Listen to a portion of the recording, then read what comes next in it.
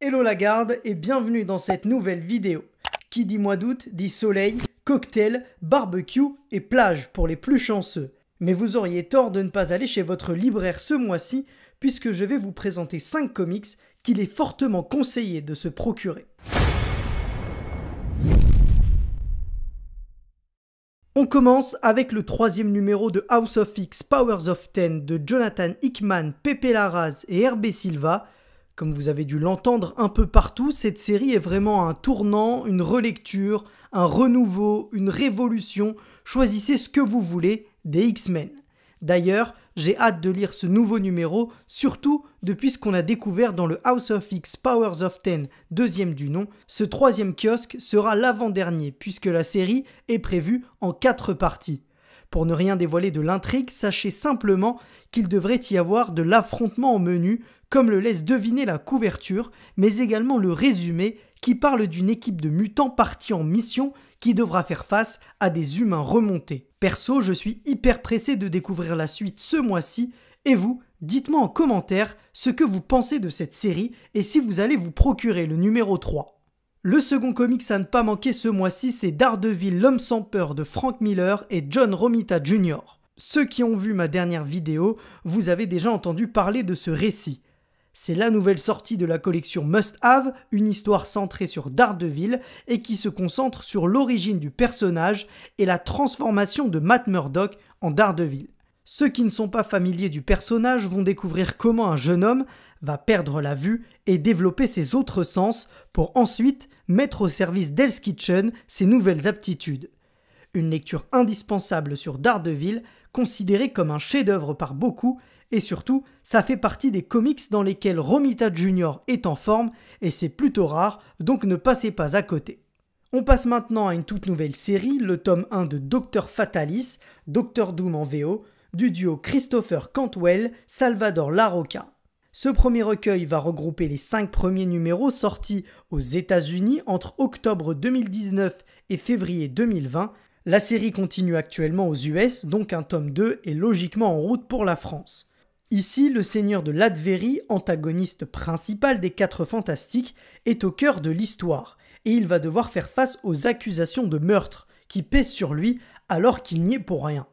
L'approche est originale et novatrice, on a rarement vu ce traitement de Fatalis, et les dessins de Larroca sont somptueux. S'il fallait encore vous convaincre de vous procurer ce tome, eh bien sachez qu'il a été nommé aux Eisner Awards, l'équivalent des Oscars pour les comic books. Passons maintenant au meilleur des super-héros de chez Marvel. Vous l'aurez compris, je parle bien évidemment de Thor. En août sort Thor la machine avec au scénario Warren Ellis et au dessin Mike Deodato Jr. On est clairement sur un duo de qualité, même si en ce moment Warren Ellis n'est pas vraiment au mieux et tant pis pour lui, il ne fallait pas avoir des comportements déplacés envers les femmes. Revenons-en aux comics. Dans ce récit Thor composé de 4 épisodes, notre héros est malade, tout comme Beta Ray Bill. Alors pour éviter une catastrophe, le fils d'Odin va devoir s'associer avec l'Enchantresse. Cette histoire propose surtout une version plus adulte de Thor et une utilisation très intelligente du personnage de l'Enchantresse. L'histoire date des années 90, donc on n'est clairement pas dans ce qui se fait de plus moderne au niveau du récit, de la narration, mais c'est un comics qui mérite votre attention, et puis c'est Thor, donc pas besoin d'arguments. Non mais... On termine avec le seul titre d'ici de ma sélection, j'ai choisi le Joker fini de rire de Jim DeMatteis, Chick Dixon, Joe Staton et Graham Nolan. Dans ce comics, vous pourrez retrouver 2 arcs différents, un dans lequel le Joker est condamné à mort, et pour éviter cette mort, il va faire appel à la dernière personne à qui on aurait pensé, puisqu'il va demander de l'aide à Batman pour lui faire quitter le couloir de la mort. Ici, la relation entre les 2 personnages est vraiment bien exploitée. Ensuite, le second récit se déroule après que le Joker ait enfin réussi à tuer Batman, et du coup, il devient un citoyen comme les autres de Gotham. On peut y voir une certaine ressemblance avec le Batman White Knight de Sean Murphy dans le traitement du Joker, mais chronologiquement, le Chevalier Blanc de Murphy est sorti bien après.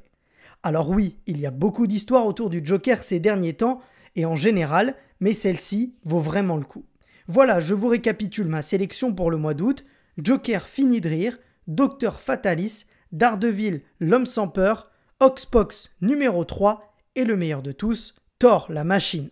Alors évidemment, c'est un petit budget, même un gros budget de prendre l'ensemble, mais sinon choisissez celui qui vous attire le plus dans un premier temps et revenez ensuite vers les autres. Voilà, c'est la fin de cette vidéo.